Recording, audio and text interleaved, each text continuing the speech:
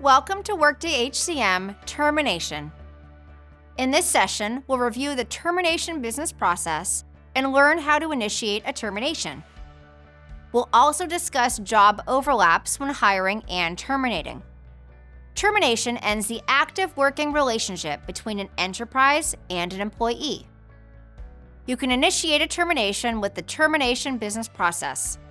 This business process captures important data and steps, such as termination reasons, equipment inventory, and more. The termination process is configurable. You can indicate if the employee is eligible for rehire and whether the termination is regrettable. You can also configure notice periods and attach documents. Additionally, you can include questionnaires to record information, such as exit interviews. When terminating an employee, you must specify the termination date, which is based on the employee's time zone. The employee's last day of work cannot occur after their termination date. Individuals will remain in the system as active employees up until midnight on the day of the termination. Terminations can occur for many different reasons. It's important to track and report on this data to understand turnover rates. Therefore, you can configure more than one termination reason for a single termination event on the termination and end contingent worker business processes. In this example, all fields with red asterisks are required fields, including the primary reason field. You can use the Maintain Termination Categories task to group individual reasons into reason categories. Categories can include involuntary reasons, retirement reasons, resignation reasons, and more. These categories and reasons will display when initiating a termination. Additionally, you can configure termination reasons to meet reporting goals by location. Use the Maintain Local Termination Reasons task to create termination reasons that reflect local requirements of a country or region. You can also require the termination reason field by location using the Maintain Localization Settings task. For example, you can require the field for terminated workers in Argentina, but designate the same field as optional for US workers. Now, let's discuss how to initiate the termination business process. Managers, administrators, and other users with security permissions can initiate an employee termination by using the Terminate Employee task.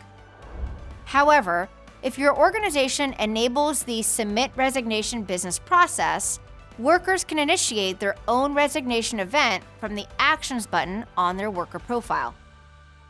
When you initiate a termination, the system requires specific data to process the termination. You enter this data using the Guided Editor framework. Let's explore an example. Brian Sullivan, the HR partner for the Marketing Services Group, needs to terminate Jason Boyle. To begin, Brian will navigate to Jason's worker profile and select the Actions button.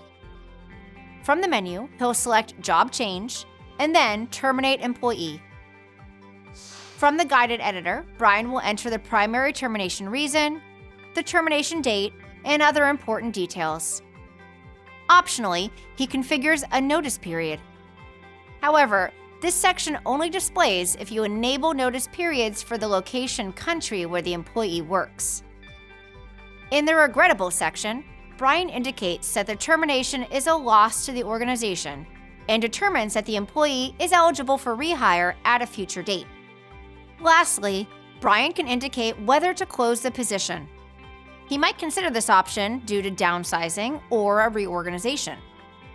However, this is a voluntary termination, so he will keep the position open. He can also specify the position for job overlap and attach any files or comments to the termination process. Once Brian submits this task, any additional approvals and steps awaiting action, like complete questionnaire, will need to be completed before the termination takes effect. These workflow steps will vary depending on your business process configuration. Therefore, it's important to familiarize yourself with your organization's process before initiating a termination. Job overlap functionality allows two workers to occupy the same position for a limited period of time. This is useful for training a replacement for a worker leaving their position or backfilling a position while a worker takes a leave of absence. When initiating a termination, you have the option to designate the position for job overlap.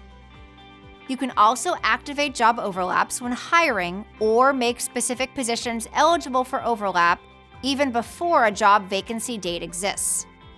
To identify the new worker from the existing worker, Workday identifies the new hire as the overlapping worker and the original worker as the primary worker.